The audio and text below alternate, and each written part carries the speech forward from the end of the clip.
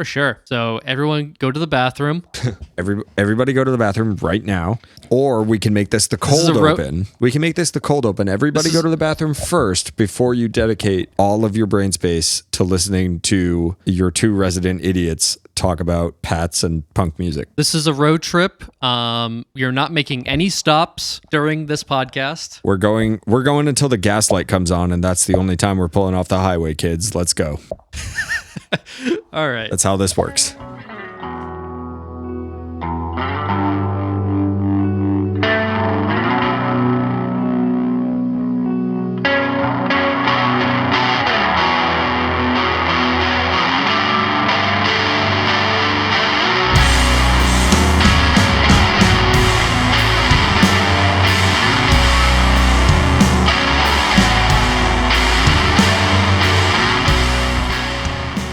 Welcome back to the Packy Run podcast. My name is AJ. I'm a tired, greasy boy, La Gambina. I am Dan. I had a lot of picks last week of what the Patriots were going to do. Mayotte. And we're back. Yes, we're back. Maybe that sounds a little too pretentious or full of myself there. No, Sorry. I think credit where credit is due. Right. Yeah, for sure. This is 2 weeks in a row we're recording this podcast. So it's nice to be back getting into the swing of things. But I mean, there's also been tons of news to cover. Yeah, it's been an eventful week. So now we gotta do a little bit of follow up, a little bit of housekeeping, and just get back on our bullshit, you know? Yeah, for sure. I think before we get into today's topics, how you doing, man? I'm doing good. Work is picking back up. Like, it's a slow ramp up through the spring into the summer months, and then it gets really hectic around fall into winter. So it's basically like February wasn't super busy in terms of like day-to-day stuff, but like the end of January through February was dead, and now it's getting back to being like, oh yeah, this is what it feels like when you actually have to work. So I'm pretty wiped at the end of my work days, and yeah, not a ton else going on. Just kind of, doing the day-to-day thing down here in Nashville. Although if you look at my Instagram, it looks like I'm gigging all the time. So I guess I'm doing something right. Living that gig life. Yeah, buddy. Just crashing parties, getting up, doing guest vocals. I'm enjoying being around live music again and frequently. And yeah, shout out to all my friends at Bowie's Nashville who put up with me. Yeah. With my job, it seems like when one thing ends or is about to, or like when one thing like, I don't know, we're about to have another on sale for other tickets. Then we have subscriptions that are going to be starting to roll through. So it never ends. Yeah, it's just, it's the life of the working millennial. We're just going to run ourselves into the ground at some point and then get back up and do it again, I guess. Yeah, for sure. Yeah. Before we talk Tom Brady and his unretirement, what else? Oh, we're talking about NFL, like free agency news. We had a couple big key things happen this week because it has been the first, tampering has begun. I think the new league starts officially tomorrow. So that's when everyone is going to officially be able to sign with their teams, and yeah, a couple music things here and there to talk about. What are we drinking tonight? Oh, we've got a standby. I was on my way home and decided to grab myself. That was a good crack. I like that. Got on my computer though. Know my rule. Oh no, I got a 2 for $5 on the Ruby Grapefruit White Claws. So you know that it's going to be a good episode. So got a nice little crack there, and we are off to the races. And I am drinking a Champlain Orchard Mac and Maple. It's a hard cider with a little bit of maple syrup in it. No, I don't really drink a lot of ciders, but it's pretty good. It's been in my fridge for quite a while. Justine drinks a lot of ciders, so shout out to her and letting me drink this for this episode. On that gluten-free tip. Yes, she is my GFGF. Oh no. That That's. what, AJ? What are you gonna say? I feel like there's a joke somewhere, but I can't find it right now, so we'll blow past it.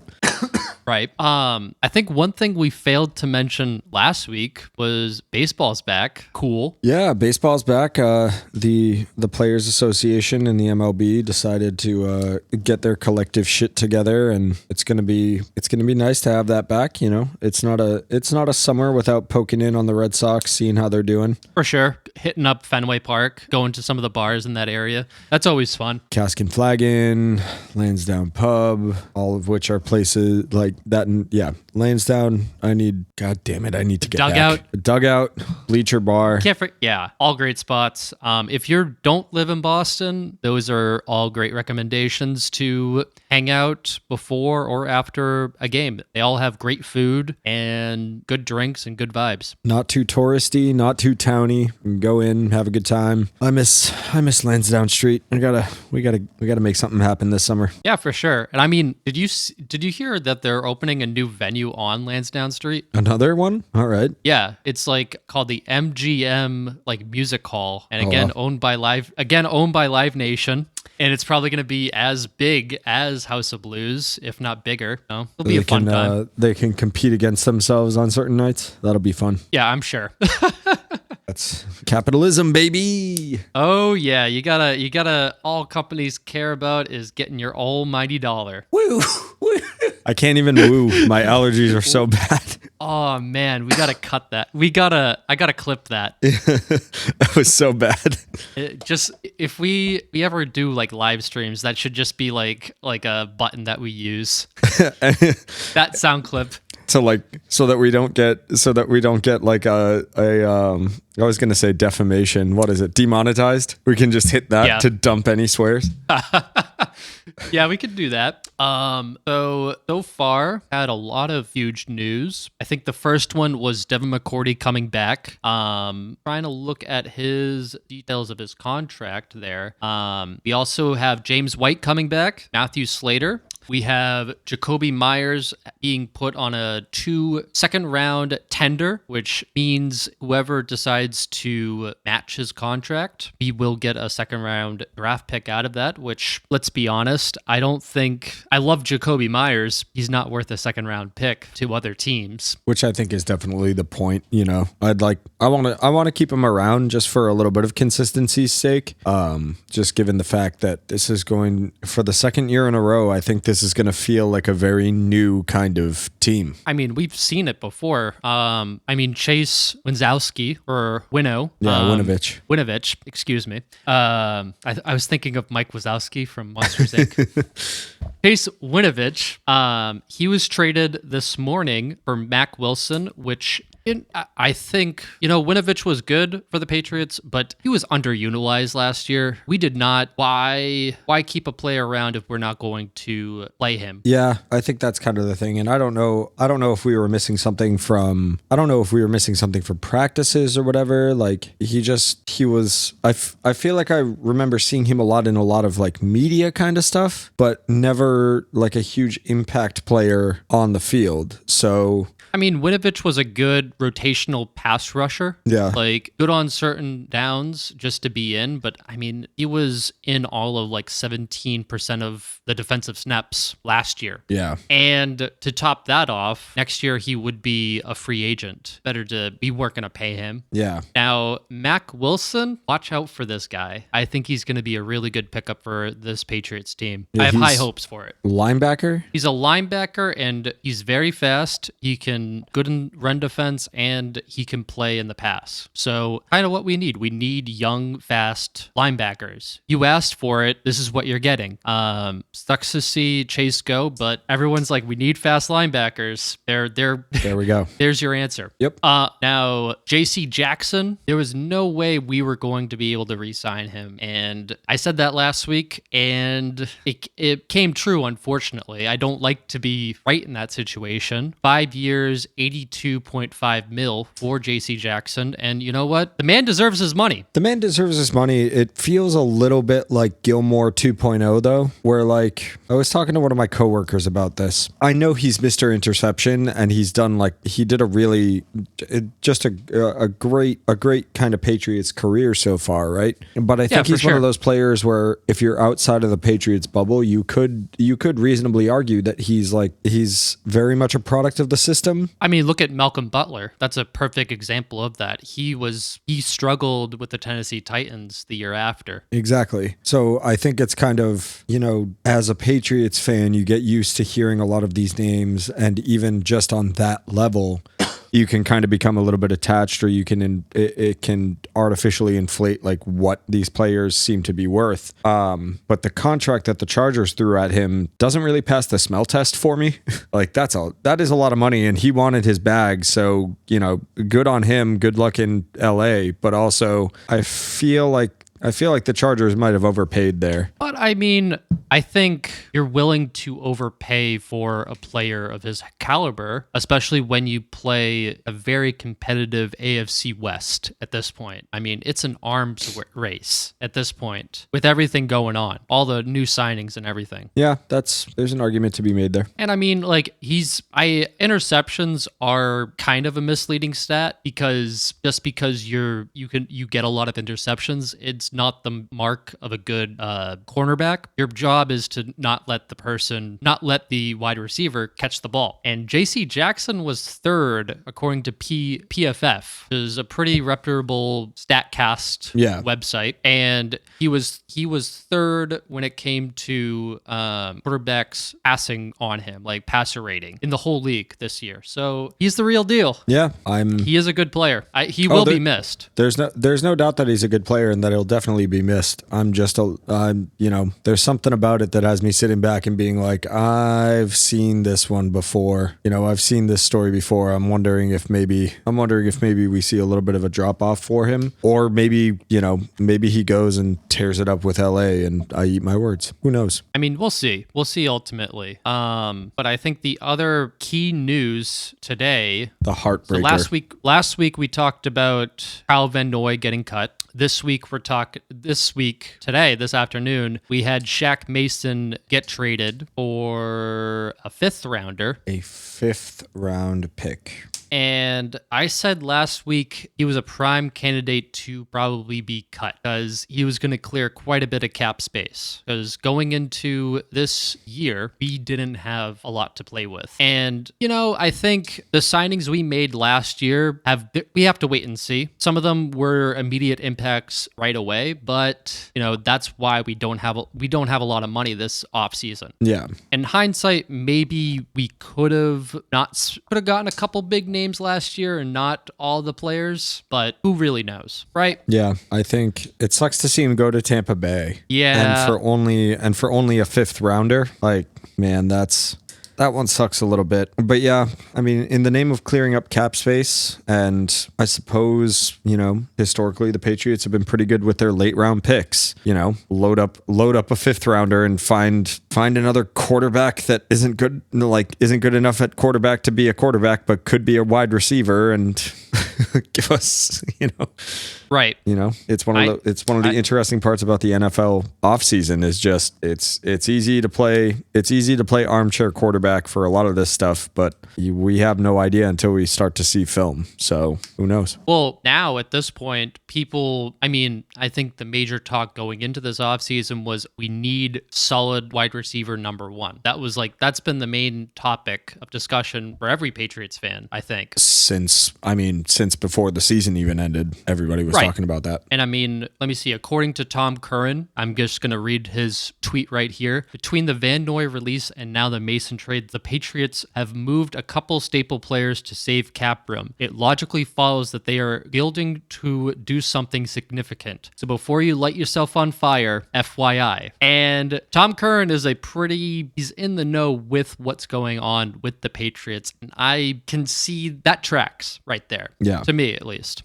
And then we have cap expert Miguel Benzin, who, if you don't follow, his @ is Pat's Cap on Twitter. Definitely follow him. He keeps track of the Patriots cap space as it happens, and he does a really good job at it. Right now, we are sitting at 13 million. And if you go on his Twitter, he outlines a potential salary for Allen Robinson, who Patriots have been trying to now go for him.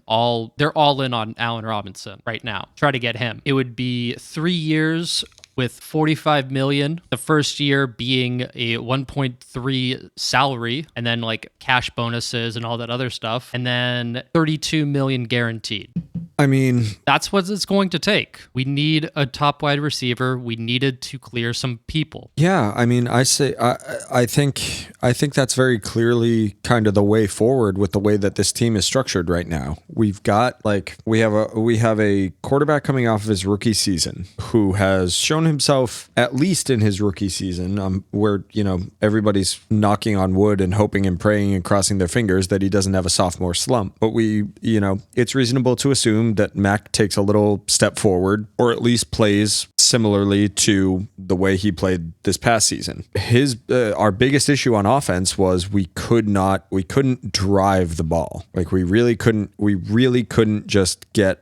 get any real kind of big yardage. Everything that we did was very not system as in like system quarterback, but like systemic death by 1,000 cuts, procedural, I guess would be the word, football, outside of a couple of flashes. And part of the reason was, for the third season in a row, like we couldn't get deep. We didn't have guys that were creating that separation. So the number one thing on offense is, let's get somebody that can create that separation, because even if it's just the one guy, even if we get like a true big name wide receiver number one, that threat alone opens up the guys that for the past couple of years haven't been able to make that separation. Part of the reason why we should hold on to Jacoby Myers. Like Jacoby Myers is very Julian Edelman, Wes Welker-ish, where if we've got other people down the field that other teams have to take care of, now all of a sudden Jacoby can straight through the middle and can be that really physical wide receiver too, that makes those kind of situations a lot easier, and hopefully gets his touchdown total up. I mean, hopefully. We'll see though. But yeah, and I now at this point, especially since the news broke this morning that Miles Jack is a free agent, I'd love the Patriots to go after him as well. I'd love to see that. Somebody get Matt Judon to tweet at him. Yeah, Matt Judon has been very active on Twitter and been trying to get Bobby Wagner, Allen Robinson, been trying to get a lot of people. It's been nothing if not entertaining. He dropped off that back part of the season, but man, you love to see a guy come into the system and really just buy in. For sure. Oh man, I see like so many sad things about Shaq Mason like getting traded away. It's a bad loss, but I think it's going to benefit the team in the long run. It's going to benefit the cap. I just, a fifth rounder seems kind of underwhelming. And then the salt on the wound is that he's going to the Buccaneers, who, it's tough because we'll get into it in a bit, but I'm a little salty at Mr. Brady, and also you had some strong words. I think I saved my I wanted to save my opinion mostly for this show. Yeah, it's tough. Well, we'll get into the Brady of it all, but I guess for this part of the podcast, my question is, where the hell are the Buccaneers going to get the money to like build a championship team? Because from what I've read, their cap space isn't great. I mean, nobody's cap space is great. The cap is a myth. The cap is a myth. Look at the Packers and what they've been able to do. They were like 30 million over the cap, but yet just re-signed Aaron Rodgers and a bunch of their guys. Let's, again, to quote one of my coworkers, let's watch one of the great teams of the NFL become a poverty franchise in real time. Yeah, they're the Packers re-signing Aaron Rodgers is just, that's pitiful. After the past few years and the way that he clearly didn't want to be there, the thing with the vaccination and everything else, just give me a break, man. Like, Hey, not my quarterback. Yep, not my quarterback, not my problem. But man, it sucks because if you had asked me 3 or 4 years ago, I would have been telling you how Aaron Rodgers hasn't gotten his just deserved. He was underrated in my opinion 3 or 4 years ago, and now it's just like, man, I don't care. I mean, he's a good player. You can't deny that. He's a great athlete. Yep, but man, just dude.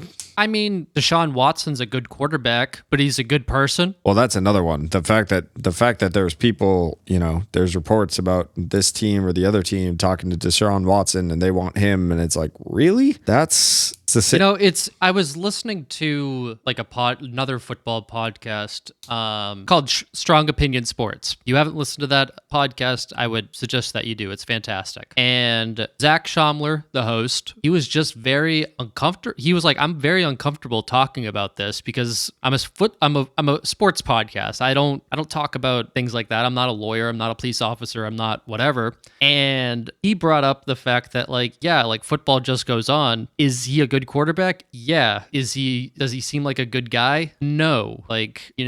22 allegations, and that's a lot. I mean, we saw on Friday, he was cleared of any criminal charges. Doesn't make you feel any better about it. No, I mean, I think it's up to however you feel. I don't really want to talk about his things any further. Yeah, I think it's just one of those things like vote with your dollar. I've got a lot of issues with the NFL and social issues and player treatment and all that kind of stuff. And you know what I do? I don't pay for really anything that comes with the NFL brand, right? NSA, come at me. I'm sure the drone will be sitting outside my window by the time we're done recording this podcast. But that's true. I pirate all the Patriots games that I watch. The NFL is not a company that I want to give my money to. I love I love the Patriots community. I love the game of football. So I want to keep apprised of the whole thing. But until I feel comfortable giving my money to that organization, I'm not going to. And that's what I would say to anybody that's feeling that way about Deshaun Watson or any of the other issues that come up. It's America, baby. Vote with your dollar. Yeah, for sure. Yeah. So we did. We already covered James White and Matthew Slater, both of whom did very team-friendly deals because they're team-friendly guys, and you love to see that. You want to know what's great about? So I heard this on another podcast I was listening to, or one of those Twitter Spaces. So the thing about Matthew Slater's contract, his cap hit is 1.5 million. It says 3 million or something like that, but it's the 3 million with incentives. Yeah, isn't it guaranteed? Really? Is it him or James White who's only guaranteed 500,000? Something like that. I mean, they're both incentive-based contracts that NFL contracts are very complicated. Not in our wheelhouse. Yeah, there. And it was one of the two of them that apparently they were quoted. One of the two of them said, the Patriots and the Raiders showed the most interest, and because the Pats were showing any kind of interest, I wanted to stay with my team, and that's why he took the deal that he took. And that's you as a fan, you really, really love to see that kind of thing. Which that's huge because Ted Johnson, a former linebacker for the Patriots, quoted saying they've changed.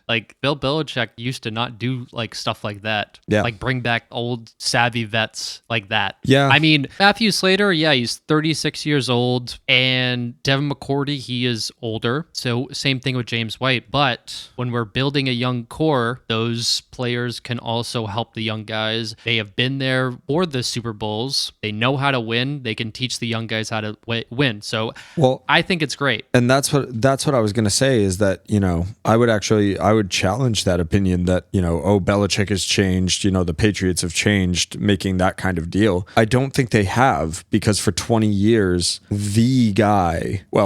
so Brady's first 5 years, they had a couple of veterans. They had a couple of guys that could fill that space. But for 15 years, they had Tom Brady in the room, who was making team-friendly deals and was the de facto leader of the team, right? So you had that guy, and now you have a lot of new faces and a lot of turnover, both on staff and on the actual team. I think it's a savvy move to sit back and go, okay, we're going to retain a couple of these players that are definitely aging, that are definitely, maybe not necessarily in their prime, but know the way forward. Keeping a couple of those guys on the team to really kind of be those leaders in the locker room, especially if they're willing to, what other NFL player can you name that is publicly agreeing to stay with a team that is only going to guarantee him $500,000? I mean, I'm sure there's a couple. I mean, I'm sure there is, but like nobody's talking about it. I mean, they're probably talking about it in the context of that team. I don't think the national media knows that like James White and Matthew Slater are making $500 million guaranteed next year. The only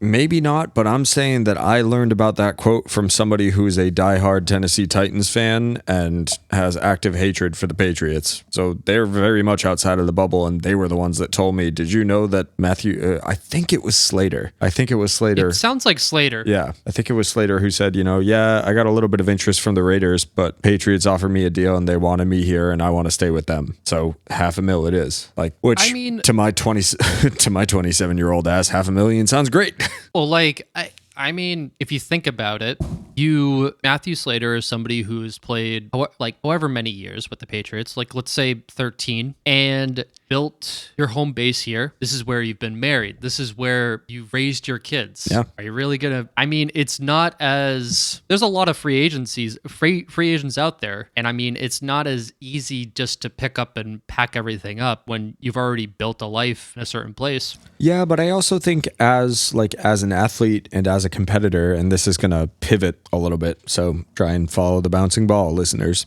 There's also I think there's also a cultural thing. Like, yeah, everything you just said, like in a player's personal life, absolutely. That, like, as a fellow human being, I can sit back and kind of follow from A to Z on that one and be like, yeah, I wouldn't necessarily want to, like, at that point in my career or my life, just go through a total upheaval. But I think that's also a little bit of a testament to just the city of Boston, especially the sports culture. Like, we just saw yesterday or 2 days ago, they hung up number 5 for the Celtics. Like, Kevin Garnett, who was one of the last basketball players that I ever cared about before I just stopped paying attention to basketball at all. And even he talked about like the culture of like the winning culture and the investment that the city of Boston has in their sports teams. And even KG, who won us the last ring that we might see in our lifetimes for that team?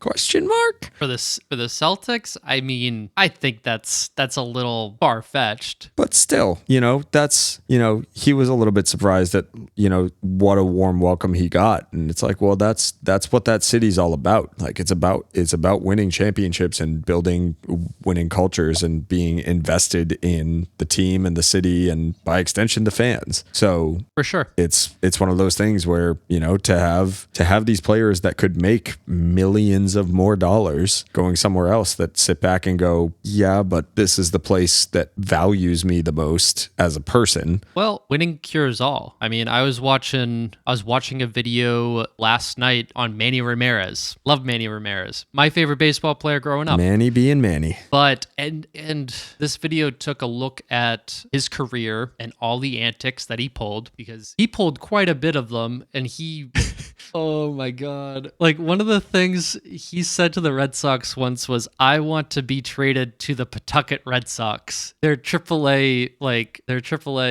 baseball team. The Paw Sox. But he wanted to be traded away from Boston, like up until like the World Series, and people hated him in Boston. I didn't even know this at the time because I mean I was too young to really understand. I was like, yeah, this baseball player is really good. I didn't understand all the other crap that he pulled, and Boston just decided to embrace him. Boston loves Manny now, yeah. But at the time before we won the 2004 World Series, people wanted him gone. People were sick of his antics. Winning cures all. Hey, Brad Marchand, another great example.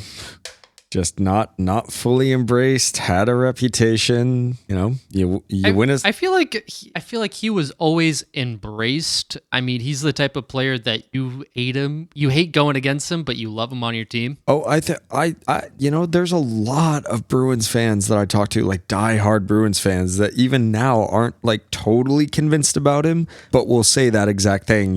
Better he's on our team than somebody else's. But like, he's a pest. I think part of the reason why he's even accepted on that level is he got to hoist a cup and has come dangerously close to doing it a couple of times since then. Yeah, for sure. Let's talk about the winner of Boston sports, Mr. Tom Brady, coming back. What was it? That's 6 a good weeks? segue. Yeah, there was like a meme I saw on Facebook of like things that lasted longer than Tom Brady's retirement. I'd have to look for that real quick, just to make a statement. He went full Brett Favre in like a 16th of the time, to quote my cousin Mike. Well, you want to know what's funny? His retirement was shorter than Brett Favre. Brett Favre at least waited a couple months. Yeah, just Tom. Well, let's start this conversation by me posing a question to you. And I posed it to the Discord server, and I was overlooked because there were free agency moves, and I get it. The world moves fast, but nobody responded to me, and now I'm mad at everybody, especially Sean, just because fuck it, I get to be mad at Sean.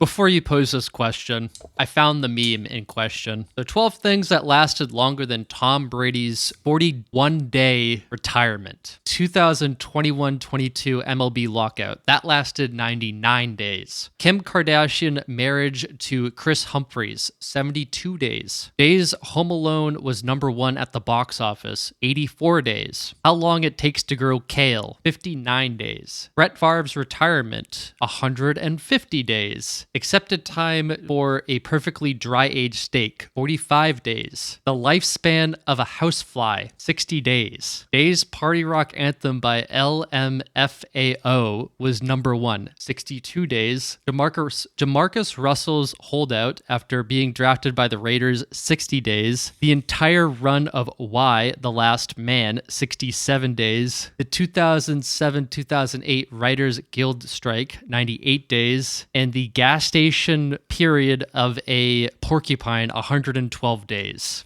Tom. Okay. What's the question that you have? So I will pose this, and I'll probably add it for those of you that listen to us on Spotify. If you go to our page, we can add kind of questions and polls and things like that. So I'll be sure to add this as a poll or a question or whatever, so we can hear from some of our listeners. A few months ago on Inside the NFL, host and my favorite football player, Julian Edelman, alluded to the fact that he and Tom Brady had beef and refused to elaborate, citing something about kissing and telling or whatever. But he said that he and Tom weren't really talking and that there was some sort of disagreement between the two of them. Was the disagreement about this? Because if we know anything about Tom Brady, we know that he is like a meticulous planner and preparer. And like, this is the kind of guy that doesn't really seem to make snap decisions about anything. And that's across his entire life, not just his career in the National Football League. Right. Is this a stunt? Like, was Tom planning this? Because especially when you take into account, what we know about Julian Edelman, the kind of guy he is, at least in a public space, this would seem very antithetical to the Patriot way, the persona that these guys put out when they're out in the media and talking to the public and stuff like that. Like, what Tom did does seem kind of very antithetical. Is this the thing that brought up the beef? Was Tom planning this? Was this is this a publicity stunt? Is this a thing to, I don't know, friggin' promote Man in the Arena or whatever? Or did Tom see somebody post the meme about the fact that every other year, one year he loses a playoff game, the next year he wins the Super Bowl. So if the trend continues, this coming year he wins a Super Bowl. Is this truly just serendipity and Tom looking at the landscape, especially in the NFC, and going, hey, I could do this again? Or was this a little bit of a publicity stunt, and here we are? Okay, that's a lot. A lot to unpack there. Yeah. I don't think it's a publicity stunt. I don't think it has anything to do with beef. I think, I mean, to be honest, when I first heard Tom Brady coming back, I was very indifferent towards it. I didn't feel one way or the other. And then I remembered, like, I remember being annoyed by Brett Favre and his antics 10 years ago. And I asked myself, I'm like, why was I so annoyed back then? But I'm kind of indifferent towards this. I don't know. And I think, I mean, Tom Brady never said outright, okay, I'm retiring. He said goodbye, basically. Never said flat out, I'm retiring, guys. That's the end of me. And to Tom's credit, I think it's better that he is, if he changes his mind now, it's better for him to change his mind now than months later on to like do something. Like now the Bucks can actually plan something and make a real plan with like building a team around him. Yeah, I think that's a valid argument. I just and I mean, you're not wrong for how you feel. Well, and you know, the more that I think about it, is there maybe a little bit of me that's projecting a little bit of my personal life onto this situation? Am I annoyed because I am sick and fucking tired of wishy-washy back and forth, will I, won't I can't make up my mind bullshit? I mean, that's a valid, and I mean, I that's valid. So am I projecting my personal insecurities onto the situation of Tom Brady in and out of the NFL? It wouldn't be the first time. So, you know, this is part of the intrigue of the NFL. It's one of those things that keeps us engaged with this kind of stuff. So there's an argument to be made for there, sure. But I think it is, you know, jokes aside, I think there is like my legitimate issue with this 2-month long saga is not even. Yeah, right. I mean, 40 days is just a little bit over a month. Yeah, it's just do it or don't. Like, there's reports saying that he was working out basically, you know, every day and still doing his pliability training and still on his diets and everything else. And like, if your plan was to play this coming season the entire time, what the hell was all this about? Like, that's what leaves a bad taste in my mouth, is if you were going to do the thing anyway, outside of just making a splash and getting yourself some headlines, what the hell were you doing? I think this is all he knows. He doesn't know anything else. Well, and again, it's a multifaceted thing, and we're not going to get to an answer here, but you know, that is another part of this is, hey, maybe he honest to God thought that it was time and then sat back after a month and a half and went, no, I really, you know, the structure of preparing for a season and dealing with the off season and talking to coaches and the front office and trying to help figure those things out. Like, yeah, maybe he took a month and a half off and went, actually, I excel at this and I really love to do it and I just gotta keep doing it. And I mean, he can still play. It's not like, I mean, if Ben Roethlisberger came out and unretired, that would be. I think at that point, I would probably have different feelings towards that. And I'd be like, no, dude, it's time to hang it up. And I think that's probably partly why I felt a certain way about Brett Favre unretiring. I was like, dude, it's time. Like, come on. Yeah. But I mean, he did have that great season with Minnesota, to his credit. Yeah. But I mean, he probably should have retired the first time.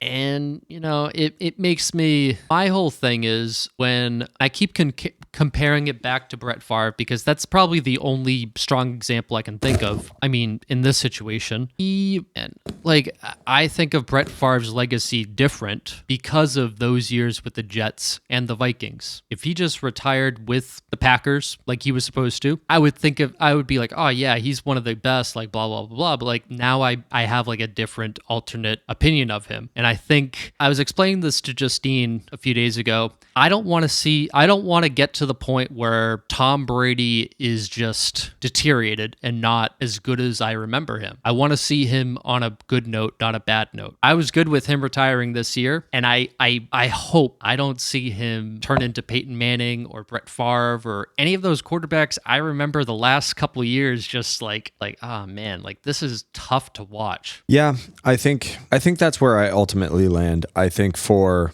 I think for the majority of this season, I'm probably going to still pay attention, tune into Buccaneers games. But at the end of the day, for the regular season and, in all likelihood into the postseason, probably going to be rolling my eyes pretty hard when Brady's on the screen or when he's mentioned in the national media or whatever. Like there is something about this announcement and the way that it played out that it's not sitting right with me. And I'm not a big fan of it. But at the end of the day, if he keeps up that streak, because this would be I think it would be 10 seasons in a row where it was win the Super Bowl, next year, lose a playoff game. Next year, win the Super Bowl, next year, lose a playoff game. If he keeps up that streak, wins a Super Bowl this year, and then announces his retirement at the end of that Super Bowl, like you were saying earlier, winning washes it away. I would sit back and go, absolutely immaculate career, sir. Congratulations to you. Dan and I are going to make plans for the Hall of Fame ceremony. Yeah.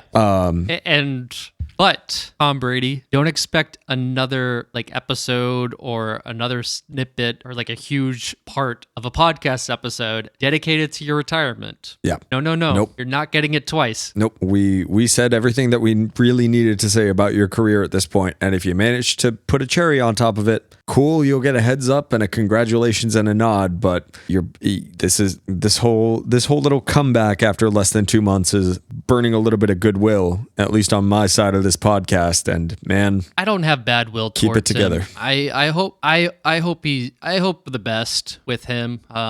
He's like that ex that you have you're still very close with and you're in a good relationship with. I wish him well. I don't know what you're talking about. Oh, boy. Are we getting deep? I'm saying Tom Brady is like that ex that you have. At least in when I heard him come back, I was like, I don't care. You do you, man. It's like when you're on social media and you see your ex-girlfriend posting on Instagram or whatever social media, getting a big promotion or a new boyfriend or something. You're like, yeah, good for you. Whatever. I'm just going to do me. I'm more of a stop following kind of guy. Well, that's fair. I think if we went head to head, I've definitely had worse experiences with exes than you have. So you definitely have. But we're not going to get into this podcast because we only talk about two things: music and football. So Tom, just get. I hope you get one. I really do. But man, I hope you get one, and I hope I don't see you look terrible. Just absolutely fall apart. That would, yeah. I mean, I was in the camp of I said a long time ago he should have retired after the Falcons Super Bowl. Yeah. I mean, I ate my words. We won another Super Bowl after that. So thanks, Tom. Yep. But also could have retired after that Super Bowl as well. So yeah, that's oh well. That's football. That's free agency. That's Patriots. That's there was a lot of ground to cover in just 1 week. I mean, we didn't even get to all of it. The Jacksonville Jaguars are making big moves. Yeah. I mean, they look like they're building a good team around Trevor Lawrence, which that's exciting. This is true. Miami got my pick, the pick I wanted the Patriots to get. I wanted the Patriots to go after Cedric Wilson Jr. Miami Dolphins got him instead. So I'm not looking forward to that. He's going to tear up this defense. Yeah. Some other big news. Let me up. Joe Burrow is finally getting offensive line help. Saw that. Yeah, he desperately needs. I mean, that was the number one concern this offseason. And you know what? Good on the Cincinnati Bengals for doing that. Coup day. Oh, and another re-signer with the Patriots, Nick Folk. Oh, yeah, I saw that today. That's, oh, God. Dan, we're terrible at this. We're terrible at this. How could we not talk about Big Kick Nick? Let's go. Big Kick Nick. Well, glad to see him back. Just our team. Mr. Reliable, even though he spent this entire season on the injury list, insane. Let's keep the train going. Hopefully he has another great season. Nick Folk. Oh, and Brian Hoyer is back as well. Which ties into what we were saying earlier. That just makes sense. There's been turnover with offensive coordinator. coordinator and everything else, just, keeping the ship a little bit more steady with, Brian Hoyer in the quarterback room. And as a kind of veteran and a leader on the team, that it just makes perfect sense. He's nothing to write home about, as a player, but, good to see him back and minimal cap hit and just, you need a couple of those foundational kind of players to keep the train rolling. So for sure. We're still waiting on some big free agent names to also be signed, but Mitch Trubisky signed with the Pittsburgh Steelers, so maybe replacing Ben Roethlisberger there. We'll have to wait and see. It is a really cheap deal, so I mean, worst case scenario is he's a placeholder and he sucks and you get a high draft pick. Best case scenario is he's actually really good and you're paying him nothing right now. Although I don't like the Steelers, so I don't want to see them succeed. I don't want to see the Steelers succeed, but I do really like Mike Tomlin. So I think not even just as a coach, I just, anytime he seems to pop up in any kind of media coverage or anytime I've seen snippets of him, doing press conferences and stuff, I like Mike Tomlin. So I'm not rooting for him or his team necessarily, but good. I think he's a good guy. Is he a good coach? Debatable. Yeah. He's like that. He's like that dude that you run into he's like one of those local scene dudes that you run into all the time. You don't know anything about him, but it's just kind of like, yeah, good dude, backed hard. He always treats me nicely. That's how I feel about Mike Tomlin. Fair enough. And Amari Cooper being traded to the Browns for a 5th and 6th. Well, they swapped 6th-round picks, but that's nothing. And some rumblings about maybe a Baker Mayfield move. There's some talks about that. I mean, Deshaun Watson has been talking with the Cleveland Browns. I think it's a little too early to pull the plug on Baker, in my opinion. I don't think he's that bad. Yeah, I don't know. I feel like every season since the kid entered the league, we've been talking about, front office moves and coaching moves, and we're going to get him this weapon and we're going to make these moves and everything else. And he still is fine. And okay. I mean, in Baker's defense last year, he was very injured. I mean, what was it? His shoulder was fucked up, so that fucked up everything else. I mean, his throwing mechanics were terrible last year. Yeah. And can that be fixed with some coaching? Yeah, I think that could be fine. And I mean, he is probably going to be healthier this season. The Browns are still good. I don't think he's worth. I think this is going to be a really important year for Baker Mayfield. We'll see.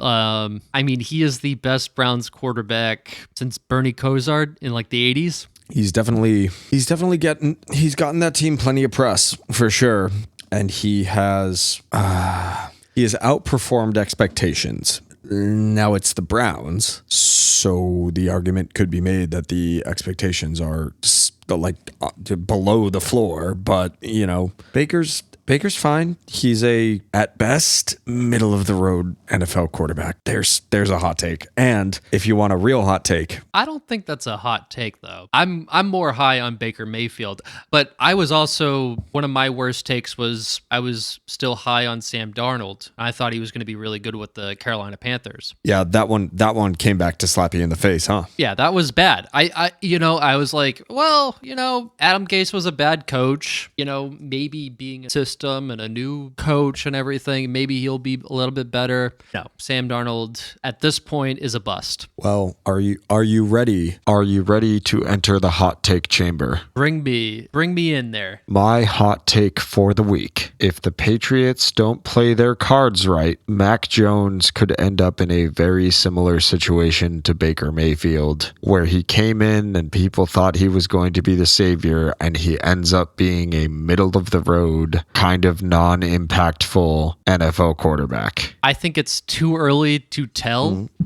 That's why I gave it the caveat. If they don't play their cards right, if they don't do right by this kid, I think it could end up going sour a lot quicker than anybody who's a Patriots fan wants to admit. I don't want to see that happen. I don't think it's going to happen. But, I think at the end of the day, I don't think we're as far away from that happening as a lot of people want to admit.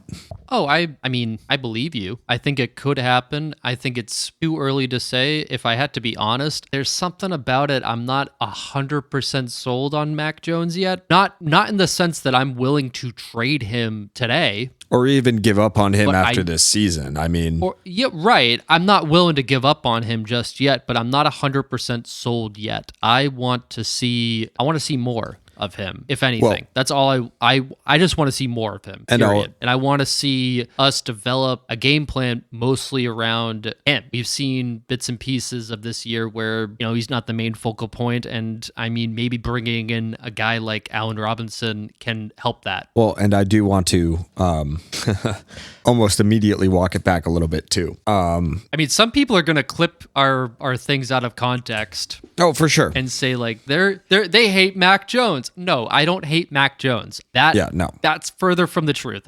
I'm not 100% sold on him yet. No, and I don't think people were 100% sold on Brady after winning a Super Bowl. People weren't 100% sold on Brady after winning 2 Super Bowls or 3. Yeah.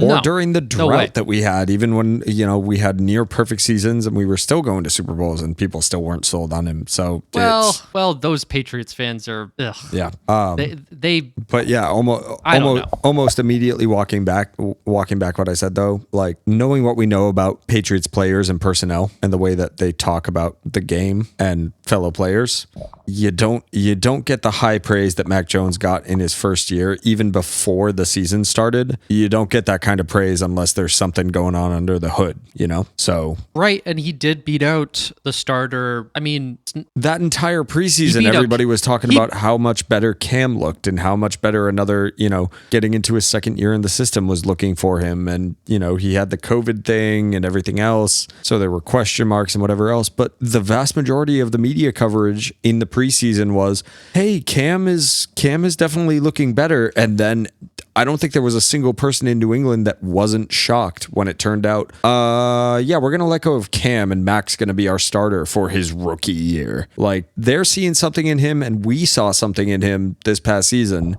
My early prediction is that we see that progress continue, but you never know. So he seems like the type that he's going to be working hard this offseason. I mean, he's not posting on social media. He's not out partying. He's not out doing other things. He seems pretty focused. Yeah. And I follow him on social media. He never posts anything. He is a very, very much grounded and doesn't like distractions. I follow his girlfriend or his fiance on Instagram. Barely see Mac in there either. Yep. And I'm here for that kind of thing. Like, he's he keeps everything to himself. You'll love to see it. For sure. Let's talk some music news. Yeah, let's take a bathroom break first. So I was just playing around. I had do you see this? There was one thing where I was playing there is no bounds to my rage. Yep. And I was just playing a breakdown behind it. Yeah. So man. Band name incoming. We're gonna the Packy Run will get an exclusive debut of whatever the first song is from this joke hardcore project. Oh man, it's gonna be so stupid. Yeah, but we're gonna make it sound amazing. Oh, it's gonna be so dumb, but it's gonna sound so good. I can't wait for that. I can't even play guitar, but yet I was like, I've never knew how to play a breakdown, and then I was like, all right, let me tune to drop D, hit the chugs, and hit the chugs. I'm like, I remember how to palm mute. Let's try that. Like the we'll get some. You'll send me some files, and I'll throw in some gang vocals. Oh my We'll be God. back in 10 minutes. We'll be back in 10 minutes. So what I'm thinking about doing for gang vocals is I'm just going to record myself several times, just saying it. Because there's no way I'm getting 10 people to do gang vocals. You know how hard it is to get 3 people to do anything on a Saturday afternoon? This is true. So I'm just going to take an afternoon and just record myself. Overdubs, baby. Let's go. Several times. Overdubs. That's what I'm thinking. That's the plan. I like it. I like it a lot. Like, I can't believe this is what we're talking about in the podcast. We're just listen. We got to get the kids excited. There's going to be Well, if you missed it last week, I started to talk about this, but I started messing around with a MIDI keyboard, doing some. First I started to do some like guitar MIDI things, which it sounds a little unnatural to me at least. There's nothing like the actual real guitar. Sometimes you need that real instrument, and I was figuring out how to do drums. So I think it's going to be MIDI drums, and then just I'm going to play guitar live into my little Focusrite. See how it goes. Yeah, we'll get you. There's nothing we can't fix in post. That's true. That is true. Because I was, it's funny. I was talking to my coworkers, and I work with all musicians because musicians, and we're all talking about what we play. And I was like, "Oh yeah, I play bass," and they're like, "Oh cool, are you good?" I'm like, "No, Yeah. I'm terrible." They're like, "I'm fucking bad." Yeah. Like if we want to talk bad, no, I'm not going to go there. I'm not going to go there today because I'm just going to get clowned on. But they're like, "Oh, no, you're probably really good." I'm like, "No, I'm fucking terrible." And they're like, "Nah, come on, you're actually good." This grant you, like, one of the people in this conversation went to, like, Juilliard. Yeah. I'm like, dude, you went to Juilliard. Like, what's funny is, like, my coworker is like, we're like, the first time I met him, we were like, "Oh yeah, where'd you go to school? Blah blah blah blah blah. Like, what'd you study?" And I'm like, "Oh, where'd you go?" And like, "Oh yeah, I went to Juilliard." Like, so nonchalant, like not making a big deal out of it. And then he's like, "Oh yeah, I go to Berkeley too now." I'm like, "Fuck you." I'm out of my league. Yeah, so I won't give too many details because one, I don't want to jinx it because it would be a really cool opportunity.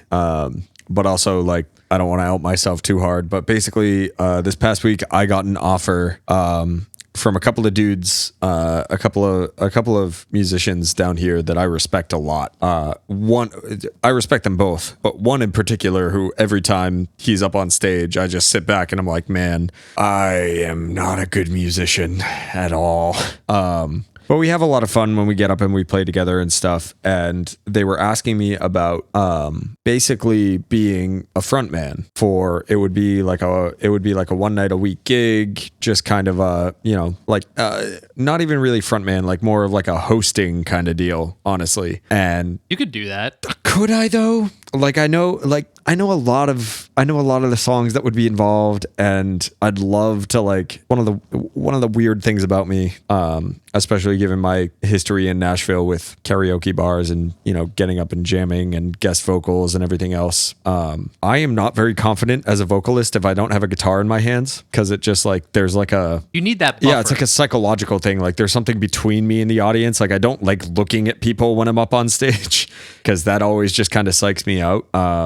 That's fair. I remember when I was in high school and I was like the vocalist or like the front man for a really bad pop punk band. Like I couldn't just stand there with a mic. I had to run around on stage the whole time. Yeah, like part of it is obviously like the scenes. I couldn't look with people. Well, and I think it's like, I think part of it is the scenes that you and I grew up in and like the style of music we were listening to. Like nobody cares about how good your band is. Like they want energy. Like shows are about interactivity, right?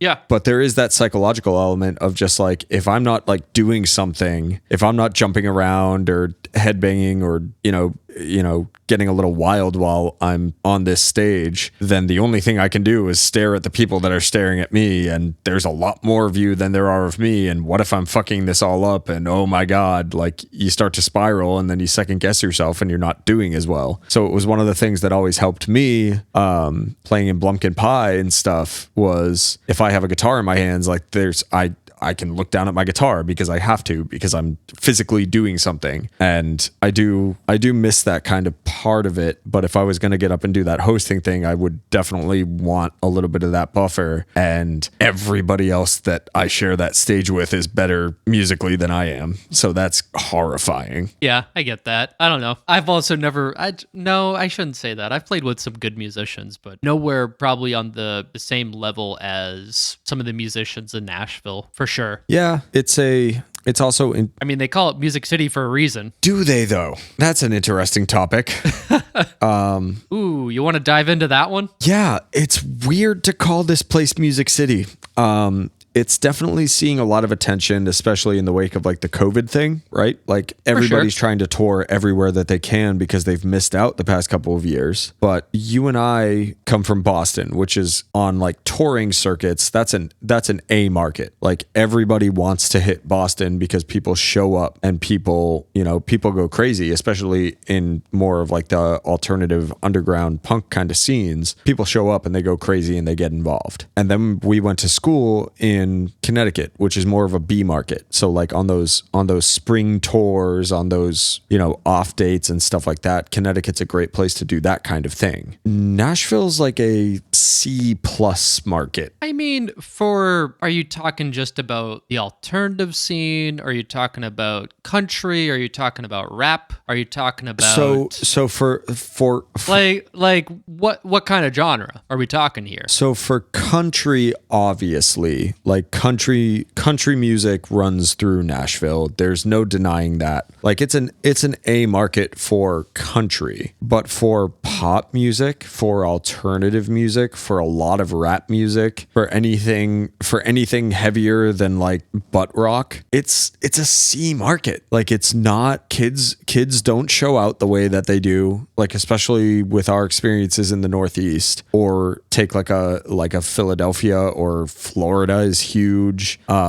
Wisconsin really, and Chicago, like those are like that northern Midwest area, like those are huge markets. Nashville's not big for that kind of stuff. And like it's so on like a national touring scale, it's like a C plus market. Now, I get why it has the reputation and I get why it's called Music City. Like obviously country music, massive, huge, does well, people show up. I mean, the Ryman Auditorium is beautiful and there's a reason why it's called the Mother Church. That's an 11 out of 10 venue. Right. But like Nashville is called Music City because of the bar bands and because of Broadway, where, you can hear music basically 24/7. But it's the same pool of maybe 150, 200 musicians that form their little bar bands, and they go and they play the same 45, 50 songs every night, and they're all covers. Like it's not like it's innovation. It's not like you're going to see anything cool or super cutting edge. Like you're going, it's very much a tourist city now, and the tourists are coming through so that they can go to,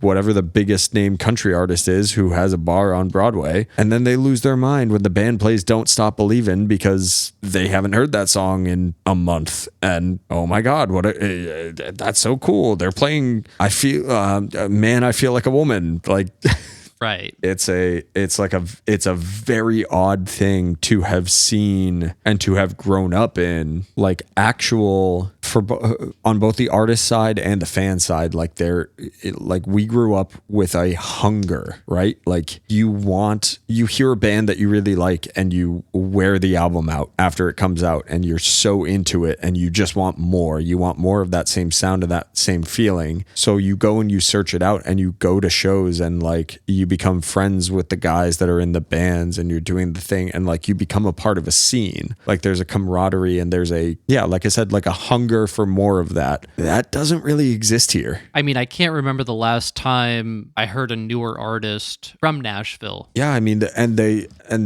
other group besides like country artists and some pop artists and stuff, like one of the groups that Nashville really comes out for is, their hometown heroes. Like I saw Paramore's basically last show before they went on a little hiatus, and that's pretty much the only show that I've seen since I came down to Nashville where people were into it the way that I'm used to people being into it for a concert. Like anybody that follows me on social media has seen the pictures of me crowd surfing and losing my mind during the Menzingers. That was a stacked lineup. That was Tiny Moving Parts, Tiger's Jaw, and the Menzingers. Like that's a lineup that people jump around for. They're singing the songs back. They're starting mosh pits. They're stage diving. They're, people are getting involved. And nobody reacted to Tiny Moving Parts or Tiger's Jaw. And I was the person that started the pit for the Menzingers and then got myself up on top of people, like got people to move. They all show up and it's like, oh, the Menzingers, they're cool. I'm going to go, like, the meme of the guy in the back of the room that's got his arms crossed and is just kind of like shaking his head to the beat and looking up at the band. That was everybody from the front of the stage back. That's insane. Yeah, you don't see that in Boston, for example. And I mean, Boston has a very thriving music scene. Always, we always have bands that come out of here. It seems like,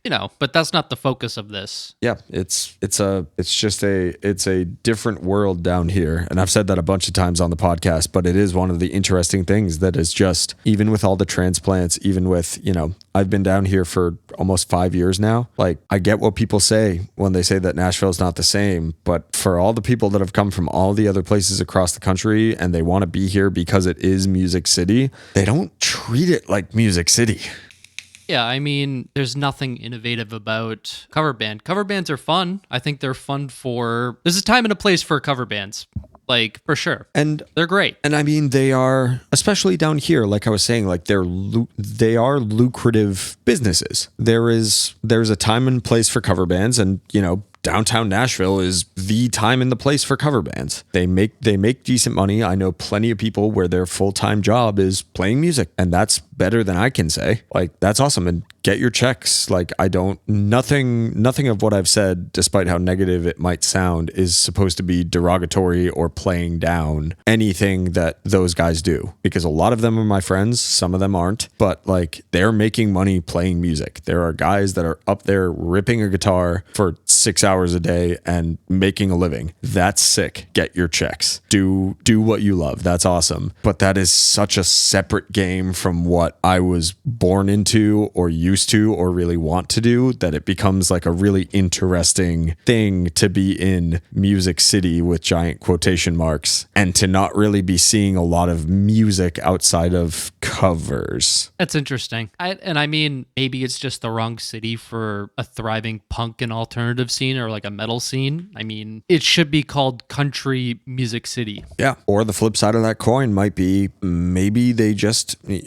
somebody hasn't just broken through yet and really done something unique enough for people to actually take notice and get excited about it. Like, I mean, that's been a lot of what I've done, has been trying to keep my ear to the ground about that kind of stuff and connect with the right people and figure out, when that kind of breakthrough kind of comes. But yeah, that's been a thing. It took about a year of living down here before I got to that point where I was like, it's weird to call this Music City when there's a lot of people playing music, but they're playing other people's music. For sure. Speaking of music, Boston's new venue is now open. Night is actually their opening night, Roadrunner. It's a Live Nation venue, right? No, it's actually a Bowery Presents. So AEG. Oh, cool. So it's the same folks that own the Sinclair and the Royale. Well, the Royale is privately owned, but Bowery Presents books out of it. So that's going to be a really cool venue. A lot of huge names are playing it, and it looks to be like that perfect venue before you are like, you're on the edge of playing TD Garden, but you play that place instead. Yeah, I've seen a couple of pictures. I haven't gotten a sense of like the scale of the place. So it is like a 5,000, 7,000 cap. So it's like about the size of House of Blues, give or take. Is it all GA or do they have seating? It is all GA. Oh, yeah. So that's going to be really cool. From what Justine told me about it, and also some of her coworkers, Justine has been inside of it and has given me the inside scoop. It's like a bigger Sinclair. So if you've been to the Sinclair in Cambridge, like Harvard Square, it's kind of like that. It's massive. You love to see some new places pop up, especially after the pandemic kind of ravaged a lot of kind of the hometown venues. That's progress and ties into exactly what you were saying earlier. Like, it's not, especially given, the sports and some of, the top tier colleges and everything else, it's not a thing that people think about first when they think about Boston a lot of the times, but like, there is a committed and thriving art scene there, which is, it's I love home. I can beg to differ. I mean, like, you have some of those legacy bands, like you have Boston, the band, you have Aerosmith, you have the Cars, you have all the early punk bands like SSD, the Freeze, and like all those bands. You have the more other hardcore bands from like the 90s, like Blood for Blood, 10-Yard Fight, Heart, Bane. I mean, we have a Boston Music Awards, which is insane. Like, that's how much the music scene in Boston thrives. It's just such a great, it's such a great place to be. Yeah, go ahead. Boston is just so cool. For any of our listeners, anybody within the sound of my voice right now that has never been or has any kind of preconceived notions without having actually been, Boston's so fucking cool, dude. Like, it's such a cool place to be or to be from. Like, it's different. Now, some of the shows coming up, we had Billy Strings tonight. We have the Dropkick Murphys on Sunday. So after the Dropkick Murphys are doing their 4 straight sold out shows at House of Blues. Let's go, baby. As they normally do, they're doing a show at Roadrunner. You got Mitski 2 nights next week. You got Bleachers 2 nights next week. Chelsea Cutler, LCD Sound System, Bright Eyes, Big Thief. The story so far with that Joyce Manor Mom Jeans and Microwave tours coming through. What a fucking package. That's a good gig. You have the Olivia Rodrigo tour going to Roadrunner, which I think there's an argument to be made that she probably could have played at TD Garden and some of those other major arenas. But apparently she's quoted as saying she didn't want to skip any steps. And I'm using air quotes around skip steps because, I mean, let's be honest. Talk to me when you've played VFW halls. Right. Like, you definitely skipped a bunch of steps. I'm not mad at it. I don't care. But you skip steps.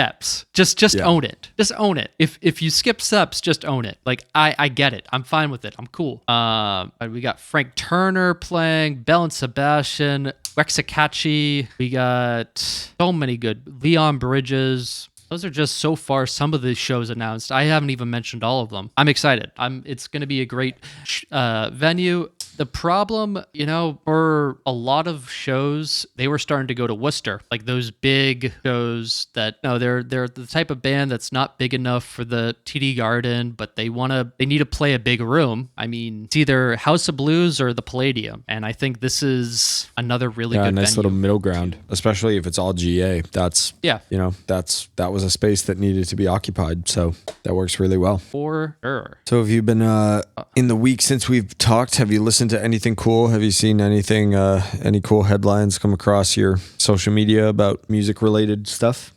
I have. I've listened to, again, it's a lot of hardcore. Just trying to get as many influences and many things into my head. Like, ooh, I like how that sounds, and I wanted to do things. Came across, there was one person on TikTok that I follow. He does a lot of hardcore recommendations, and X Weapon X, and it's the Weapon X demo, and it's just early 2000s beat down, like mosh core. You just want to like mosh in your bedroom. It's fantastic. You're into like heavier music, I would check it out. It's great for the gym, great for just, putting on your headphones. Yeah, get the kids to move. Yeah, so that's a really cool record. I have been obsessed for this past week with this, the Drug Church record. Drug Church put out an album called Hygiene.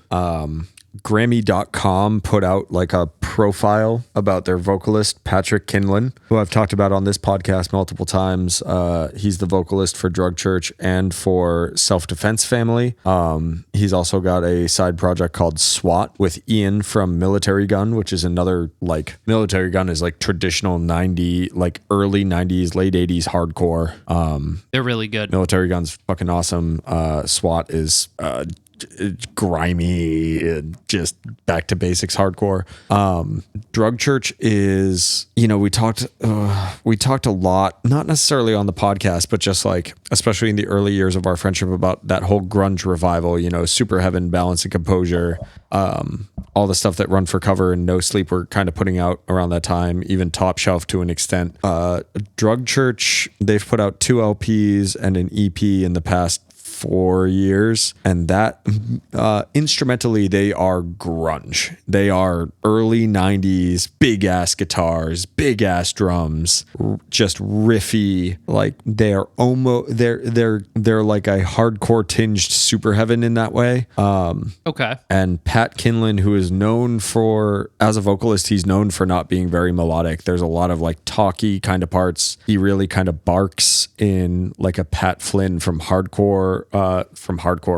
Heart and Fiddlehead kind of way. Like he can get very barky, but Hygiene is definitely the most melodic he's ever been on a record, and it's so good. It's political without being political. Like it's smart lyrically. It's just so smart, but also really like poetic and left up to interpretation. Like it. That same TikTok I was talking about earlier, getting that recommendation, they were actually talking about that record, and they put it as like, so there was this early 90s metalcore band, and I think if you talk about metalcore now and what it is, you think of the Rise Core, you think of Mice of Men, you think of all of those bands. This is like, it wouldn't sound the same. It doesn't sound the same. Let's put it that way. But Quicksand was this metalcore band back in the 90s, part of that Revelation Records crew, which Revelation Records put out some of the greatest hardcore records, bar none. I mean, fantastic discography.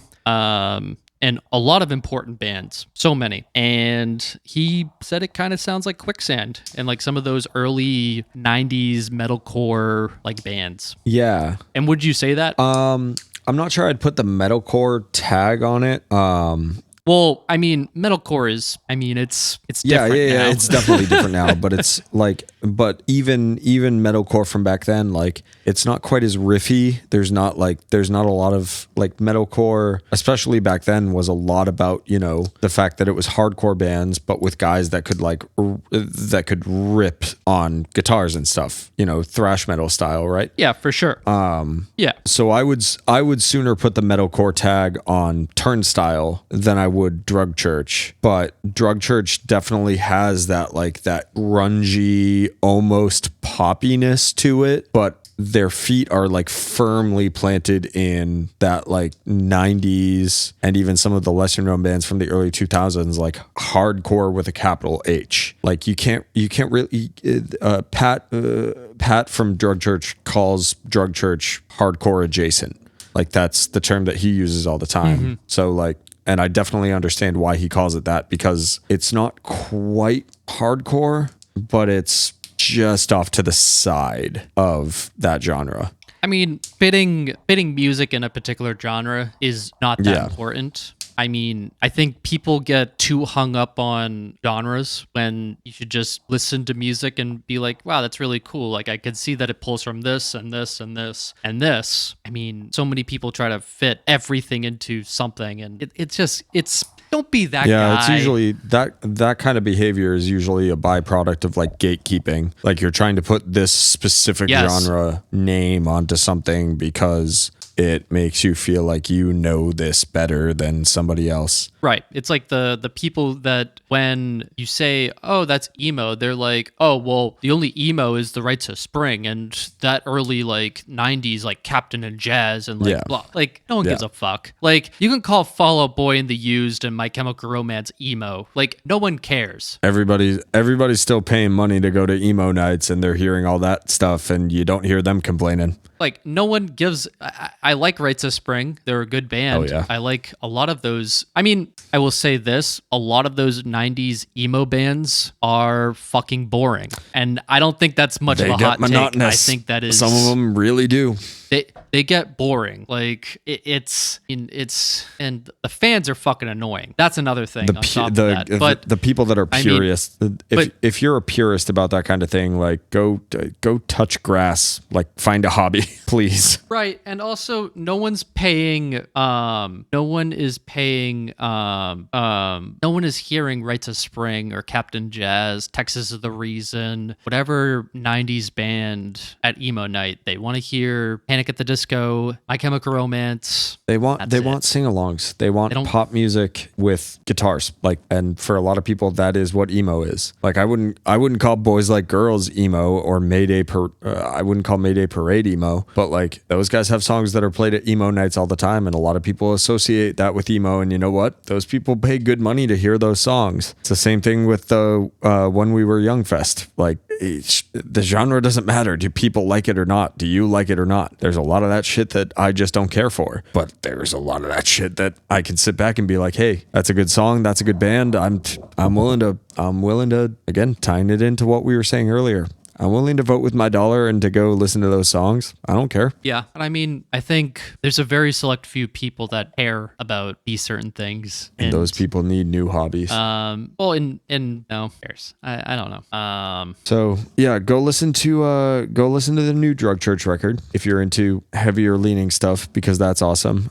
Same thing. There's another band called the Home Team, which is almost pop punk, but with like gent elements. Like their guitars are really heavy, and their drummer comes across in live videos and stuff as really heavy, like much more metal influenced, but vocally and songwriting wise, they're very poppy. I've been really enjoying that band. So yeah, Drug Church and the Home Team have been the big ones for me. And also shout out to Now, who apparently Threads turned 10 years old this year. And I remember when that album came out, and there weren't a ton of us that loved it, but those of us that did were like all in. So that's insane. We're old.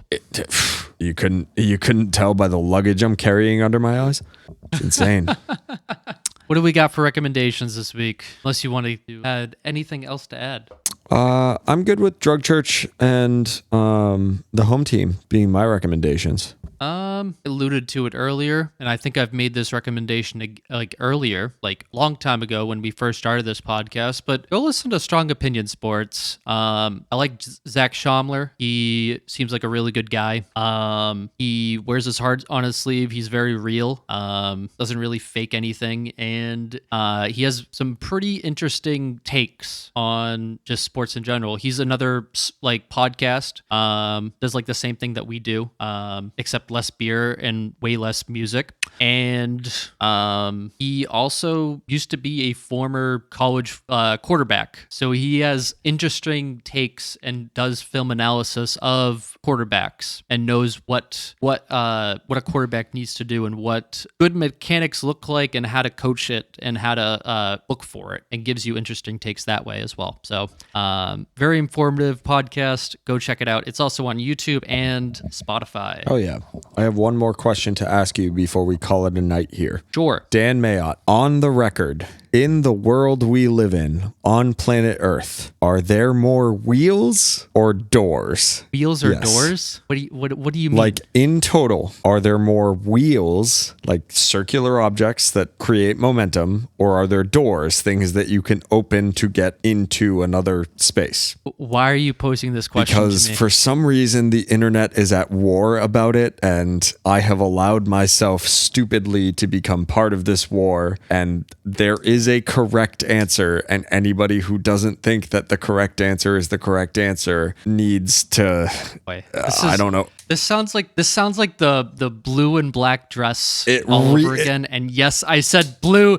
I said blue and black. Yes, I said it. Because that was the correct answer, Dan. Because blue and black was the correct answer. No, people said that dress was like white and gold. And they were wrong because it was blue and black. You said it was white. You thought you said it was white and gold. Nope, whatever. We're not getting in on that. Wheels or doors, Dan. On the record, wheels or doors. You know, if I had to think about it, That wheels. is the correct answer, and I'm glad you said it. I mean, that just makes the most sense to me. Well, you heard it here you heard it here first, folks. Yes, and let me know if I'm wrong, and let me know about just tell me I'm wrong. Or just hit us up about any of the topics, because we'd love to talk to you guys about it. And fan engagement helps grow the podcast. And man, I'd love to not have to work anymore. I'd love to be able to do this for a living. So share it with a friend. Tag us on Instagram and Twitter at Packy Run Podcast. Interact with us if I post those questions on Spotify. Star it, like it, rate it, review it, whatever your podcast player lets you do. Just interact with the podcast. It helps us grow, and we have seen growth. And yeah, we'd love to hear from you guys, and we'll talk to you next week. Cool. Bye-bye.